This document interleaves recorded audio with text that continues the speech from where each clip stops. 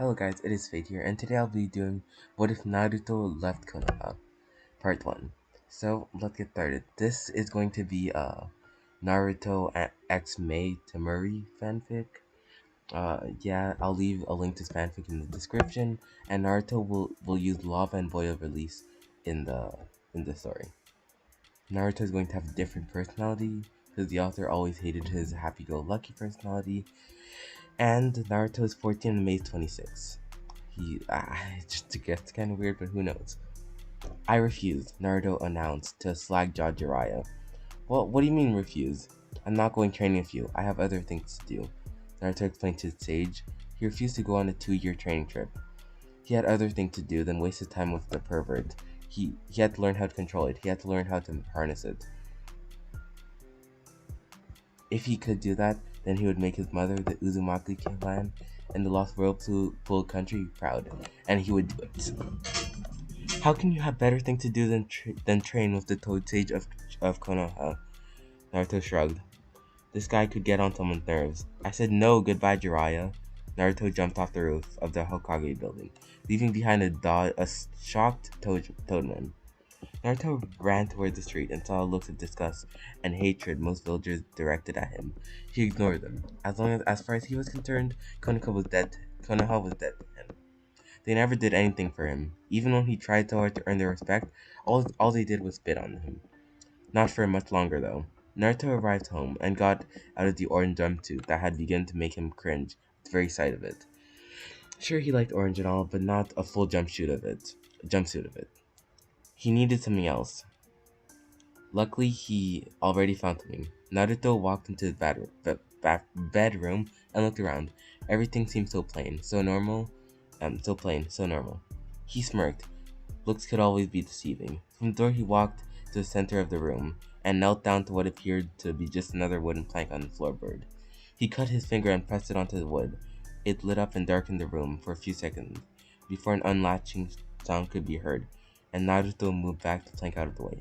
Inside the small opening was a box, a bunch of smaller boxes that Naruto had only looked at a few times before today. He had only looked at a few times before, but today he would look through each. He reached down and picked each of them out one at a time. In a way, he felt like a kid getting Christmas presents. The only thing that had actually opened before was a letter on top of the first box, and Naruto thought it to reread it. Before beginning, the letter was worn from age, but it held the defined Uzumaki seal, the seal of his mother's clan. He opened the letter again and reached and read each word slowly and carefully, making sure he understood what his mother was telling him before delving deeper into his clan's past. Give me a second. Naruto, if you're reading this message, then I am dead. We asked the third if he would give you this apartment, specifically when you could live on your own. So I know that you will find this letter someday. I am your mother, Uzumaki Kushina, and I have some things to tell you that will affect your future and possibly change your outlook on a few things. First, you hold a cube inside you. You're its jailer, its keeper. You're the hero, You're a hero, Naruto. No matter what anyone tells you, it is because of you that Konoha still stands today. I have disagreed with your father on whether to seal him inside of you or not, but in the end it was too late for any other choice. I also disagreed with the third when he said that you should never be told of the QB, for how you can stop him if you don't know how he exists. I love you, Naruto. So does your father. We know that you are not the demon and you will never be.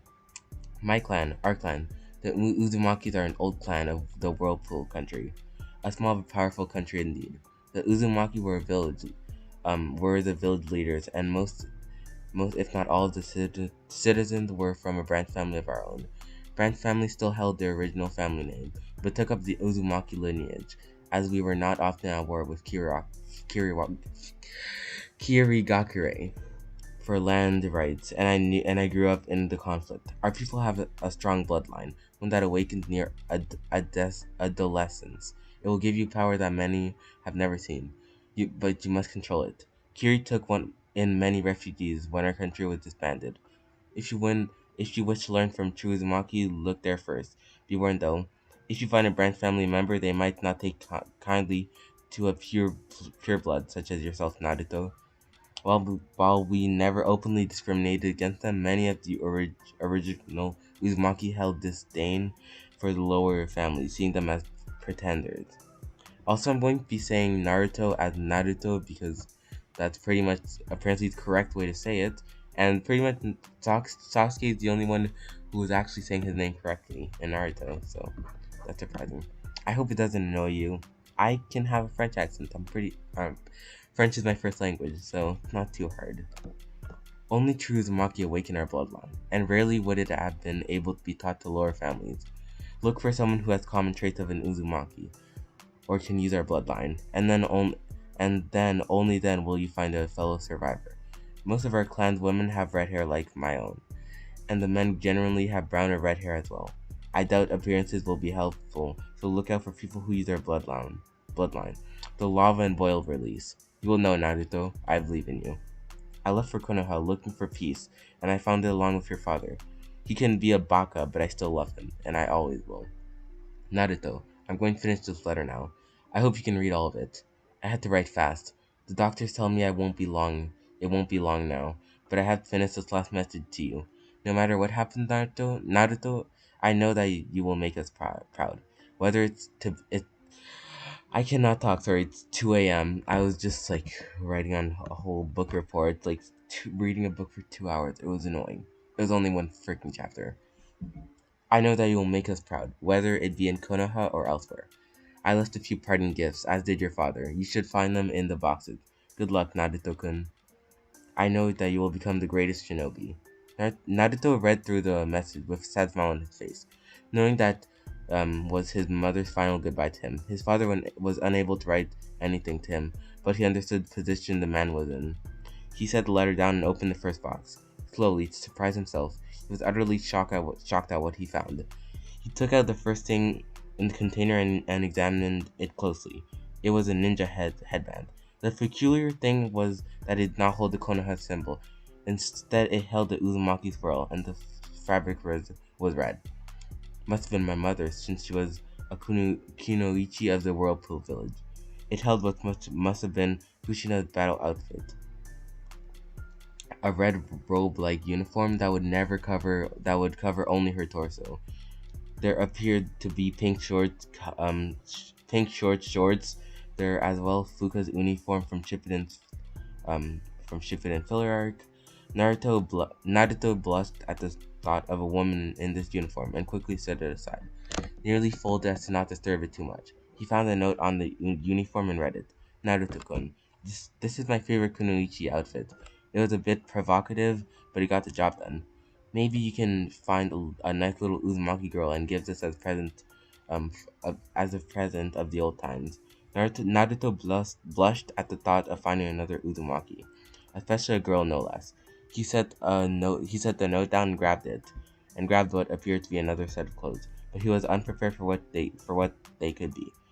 They were a set of clothes for him apparently, since they were too small to be his mother's. The shirt was a long-sleeve shirt that was almost entirely black, except for the Uzumaki swirl that covered his abs, and on top black back as well. The pants were black in color and reached down to his ankles, and the red ninja sandals were red in color. My mom's clan must have really liked the color red. Naruto put on all the clothes and even placed the Uzugakure headband on his forehead. They were all very form-fitting. He looked in the mirror and saw what could have very well been the look of an Uzugenin. Naruto found a note at the bottom of the small clothing box and pulled it out to read. Naruto, this is a male Uzumaki clan uniform. All the Genin boys would wear this. Girl uniforms were just smaller versions of what my outfit looks like. Uzugakure enjoyed having a uniform shinobi force. I didn't understand either. Did make us look pretty professional though. Naruto thought about new looks as he observed himself. It didn't have any orange, but it was an old uniform from Uzugakure. The colors were not at all bad. He could get used to wearing it, and he especially liked the headband. Time for the next box. Naruto placed the small box and found himself face to face with five medium-sized scrolls in it. Each one had kanji writing on it, and intricate art designs to denote its continent. The first had lava written on it. and had a design of flames all over it. The second contained boil and had water and mist drawn on. Below these two scrolls there was a final three there was a fi- there was the final three scrolls that were lined up with each other in a specific order. Fire was between the two bloodline elements, while water was beneath boil and earth. And beneath lava there was another note from his mother, describing the contents of the box.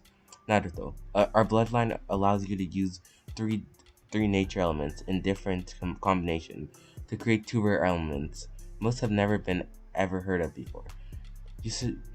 Your first step should be to learn about the three basic elements that you have an affinity for: earth, fire, and water.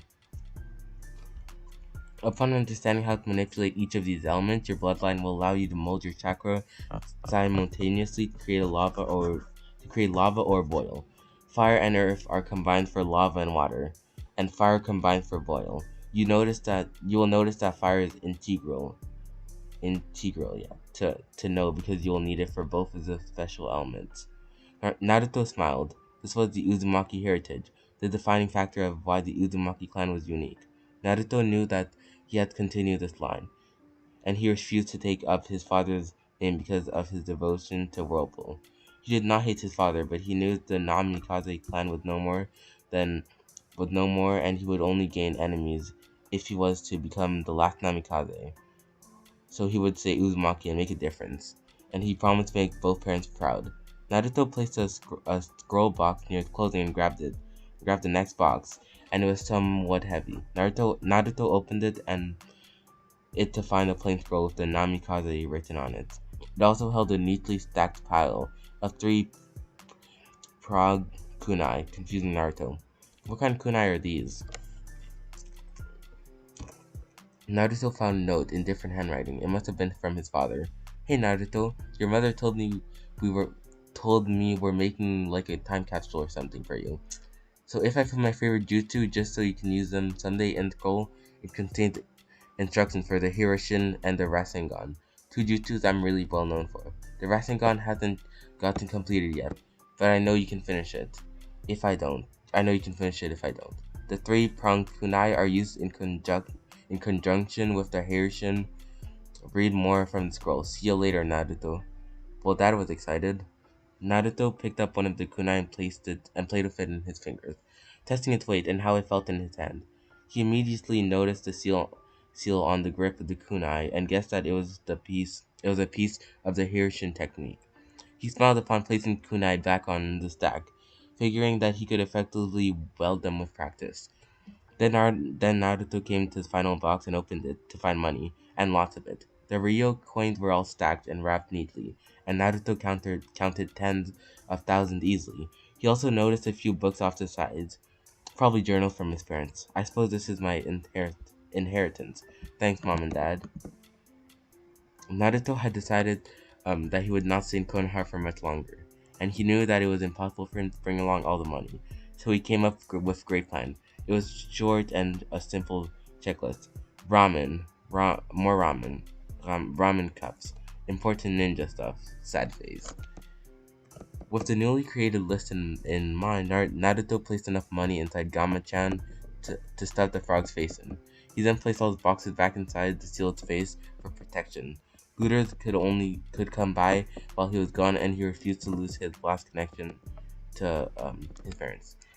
He also made sure to grab one of the 3-pronged kunai, since his father had only given him 10 of them. He decided to spend some of his inheritance on getting more of the special kunai made, minus the seal. Naruto would have to create and draw that on his own. Before he walked out of the door, Naruto facepalmed himself for his own stupidity. He had almost forgot to replace his Uzu forehead protector with his Konoha one, and that would be a little too difficult to explain. Finally, Naruto left his apartment and headed straight for his shinobi weapons store and walked inside, avoiding the occasional glare or whispered threat he received. The shopkeeper noticed Naruto walk in and smiled at the boy, as did Naruto to him. There were a few people who understood Naruto, and this man was one of them. Naruto-san, what can I do for you today? Naruto walked up to the vendor and discreetly handed the man his special kunai and whispered into his ear. I need 40 of these kunais made as soon as possible. The Hokage's order. She wants me to begin learning to use these new weapons, and I asked for this. The weapon of my idol, Yondaime Hokage. Think you can do that, sir? The man at first looked at Naruto with genuine surprise and disbelief when he first saw the weapon, but he understood the situation after Naruto's explanation. Naruto paid for all the kunai in advance and left a bewildered shop owner behind. Ramen time. Sorry, I'm really tired. Next video, if my insomniac ass decides to actually be smart, then I will not be stuttering as much. So how long? 15 minutes. Okay. Naruto left the ramen booth feeling a little lighter in his pockets, but a lot heavier in his stomach, and he patted it for good measure. He had easily waffled down a couple dozen bowls of ramen before taking a 5-minute break and continuing again. Naruto made sure he brought some of the new Ichiraku ramen cups that the old man had created. It contained Ichiraku made ramen in on-the-go cups. He returned home and once again switched his forehead protector back to the Uzu symbol. He went over all the hidden boxes, continents, and once again smiled when he found nothing missing, out of place, or damaged. He walked to his bed and lied down after another trying day. I think they mean tiring. Wondering if tomorrow he would have to leave this place, the village he once called home. This place had declared that he would become the Hokage. The place he declared that he would become the Hokage of. And that dream had slipped away and had been replaced by a goal, almost like the Uchiha. Naruto's goal was to bring Whirlpool back to former glory, and have the Uzumaki come alive again, into one of the strongest clans in the Shinobi continent. He still played his mother's writing over and over in his head, the writing about the nice little Uzumaki girl. He wondered if he would really find another Uzumaki in Kiri, or anywhere really. Maybe he could travel to the old Uzugakure ruins. Maybe it had already been rebuilt. Naruto's thoughts continued to drift on about beautiful redheads and how they would look in Kage hats until he fell into a deep sleep. Elsewhere, there was a couple of lovebirds talking about him and his sudden rejection in Jiraiya's training.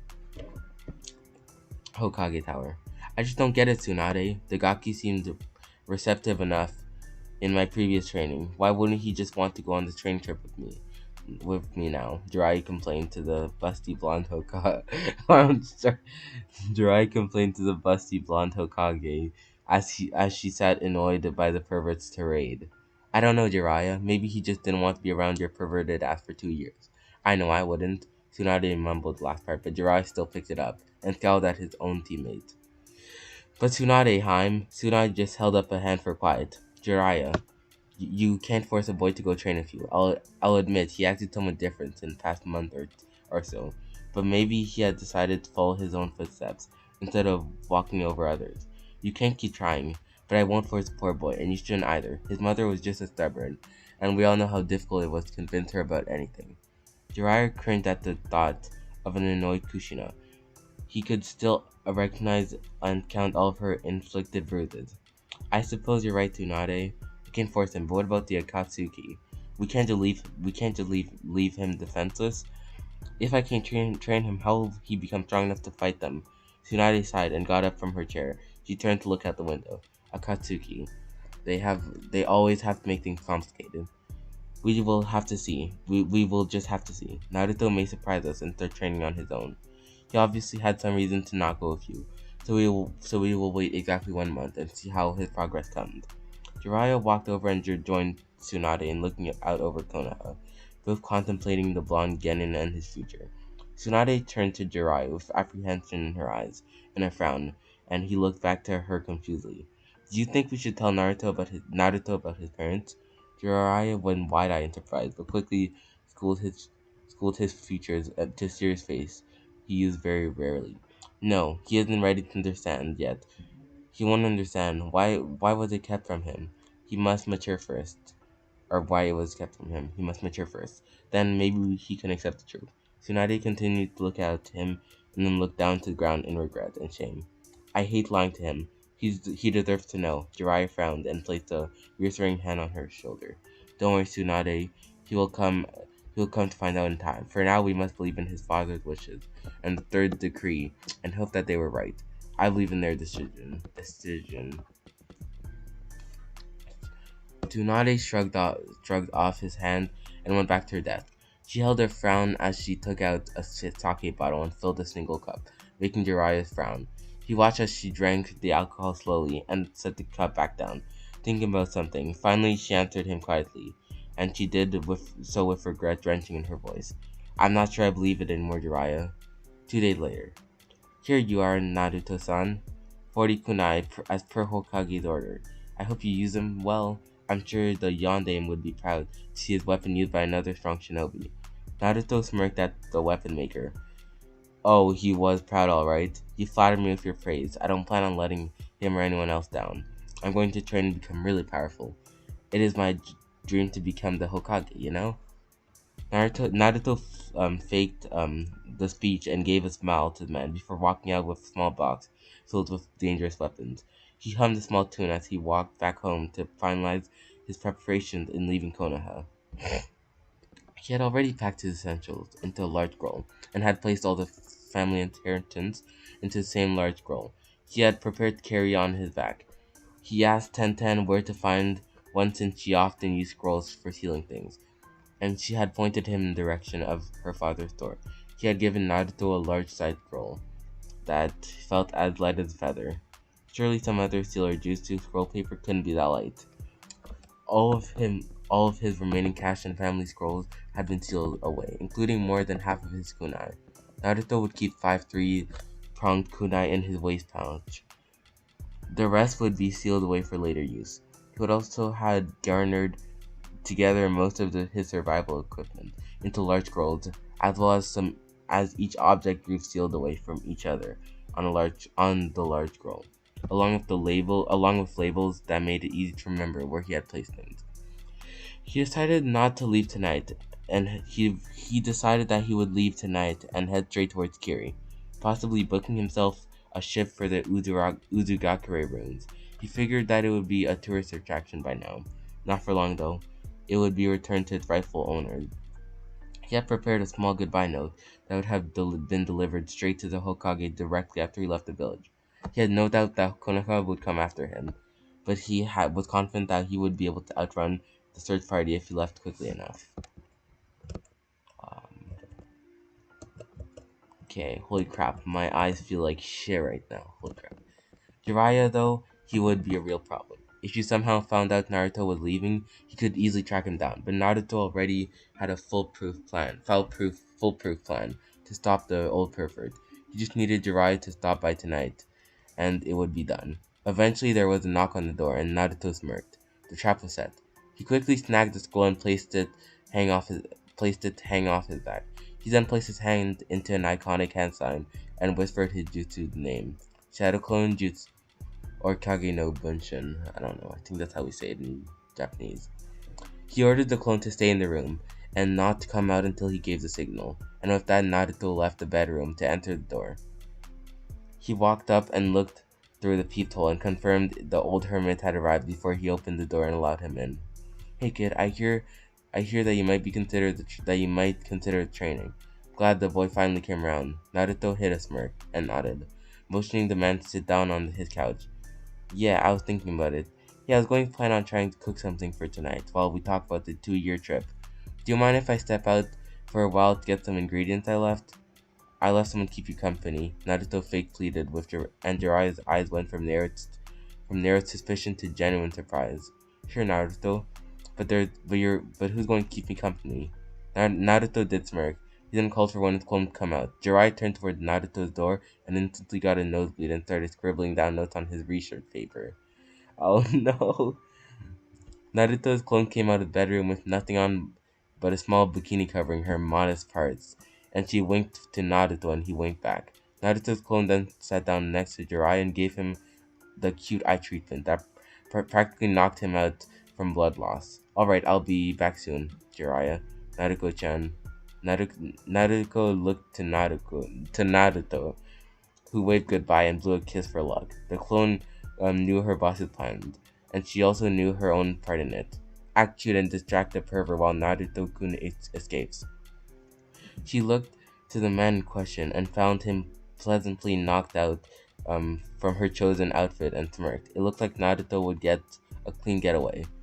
Midnight, Konoha front gate. Naruto stalked through the surrounding foliage as he came upon his prize, the gate to leave Konoha. He immediately took note of one of the guards and the guard post and thought out his option to escape. He figured that the man could be tricked by shadow clone transformation. But then he noticed Konohamaru wandering the streets. What the hell was he doing out this late? Naruto didn't know, but he wasn't about to look a gift horse in the mouth. He moved to Konohamaru and engaged the small boy in a quick conversation before he recruited him for a job. Hey Konohamaru, what are you doing this late all alone? Konohamaru gasped a bit while Naruto whispered into his ear from behind him, since he was caught by total surprise. He looked at his leader and shrugged. I don't know, I couldn't sleep, I guess. Naruto raised an eyebrow, but otherwise just nodded at the explanation. He quickly created a shadow clone and had him transformed into a cat. Konohamaru watched in wonder as Naruto did some cool jutsu and wondered when he would be able to do that. He tapped his young change charge on the shoulder and got his attention. Sorry, 1 second. Hey Konohamaru. Hey Konohamaru, do you want to help me with a prank? Konohamaru looked at him with a confused expression before he morphed into a big grin. He loved pranking people. Sure, boss. What do you need? Naruto smiled. Too easy. I need you to go to the gate guard over there. Naruto pointed to the man in the distance and asked him for your help in catching my clone here. Just pretend that you're a cat and lead him into a wide goose chase to the other side of town. Pull the honorable grandson card if he doesn't bite. Okay? Konohamaru went over the plan and smirked as he nodded to his assent to Naruto. Wait, Naruto, what will you be doing while he's distracted? Naruto frowned a bit at this. He reminded once again that not some of his people he was going to leave behind made him hurt. He set a hand on his young protege's shoulder and gave him a smile that was just enough to hold back tears. I'm going to prepare something special for him when he gets back. Keep him distracted as long as you can. Konohamaru nodded and started to walk toward in the guard's direction, but was stopped again by Naruto. Hey Konohamaru. The boy turned around only to enter a friendly hug by Naruto. One that helped him cope with leaving. The boy couldn't choose, but returned the gesture anyways. Yes, boss? Naruto looked down at the boy and asked him to close his eyes for a second. The boy looked at him suspiciously, but then did so anyways. Naruto used his nimble fingers to quickly substituted the boy's goggles with Naruto's own leaf headband, a token to remember him by. The boy still has had his eyes closed, and Naruto whispered some parting words that struck many chords in his aching heart. Continue to get strong, Konohamaru. I have every belief that you will make the old man proud. You already have made me proud since the day I met you. Good luck. I hope to see you again.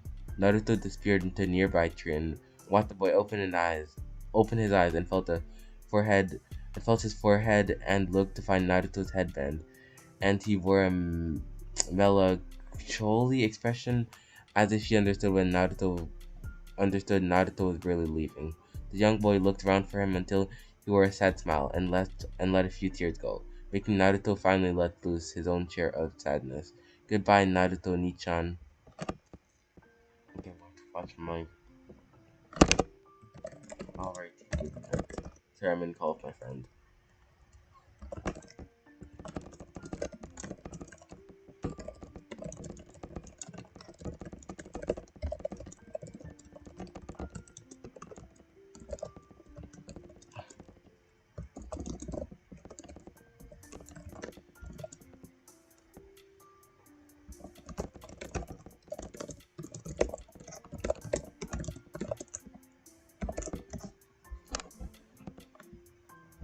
Okay, sorry. The boy ran up the guard and caught the man's attention perfectly, leading the man off toward Naruto's already running clone. The blonde took a last look at Konoha before he started running down the dirt road in the direction of Kiri, hoping he could return one day. Goodbye, Konoha. Good night. Okay, yeah. Okay, me and my friend just spent so long, working on some novel study stuff. And yeah.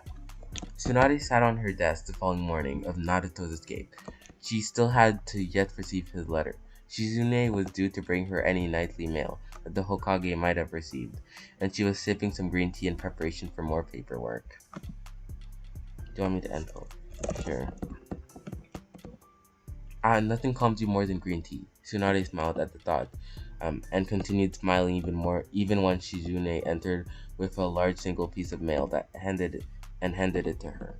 Lady Tsunade, this was received from Naruto a little before midnight, according to the desk clerk.